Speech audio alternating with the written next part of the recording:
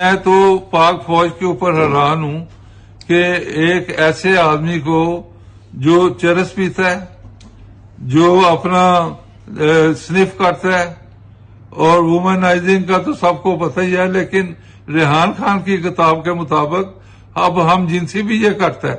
तो इस तरह के आदमी को प्राइम मिनिस्टर बनाना, और जिसकी हराम औलाद भी है, और औलाद की फोटो भी मैं आपको दे देता हूं अगर चाहिए तो, ये भी आपको दूंगा बाद में। तो ये इस तरह का आदमी प्राइम मिनिस्टर, और जो मदीना की रियासत की बात करके और दिन रात झूठ बोल के रिवर्स मारता है। रिवर्स स्विंग तो मैंने इसको सिखाई थी, लेकिन ये रिवर्स मारना नहीं सिखाया। तो इसको शर्म करनी चाहिए कि एक बात करे तो फैसला करे। तो अच्छा, आप कह रहे हैं कि पाक फौज ने बनाया है, ये तो पब्लिक ने वोट दिए हैं इसको, तो फौज पे तो ये इल्जाम दुरुस्त नहीं है।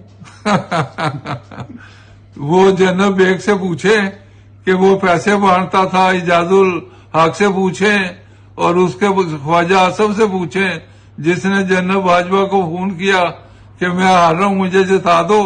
तो अब मुझे बताएं कि इसको किसने जिताया। सरवासा, आपकी किताब कब आ रही है जिसमें बड़े होशरुबा इंकशाफात हैं? बड़ी जबरदस्त चीजें निकलेंगी। मैं कहता हूं कि ऐसी ऐसी जिंदा कहानियां निकलेंगी उसमें कि लोग परेशान होंगे। कब आ रही है? तो ये मेरा ख्याल है जब मैं खबर में जाने लगूंगा, ताकि मेरे ऊपर केस ना हो।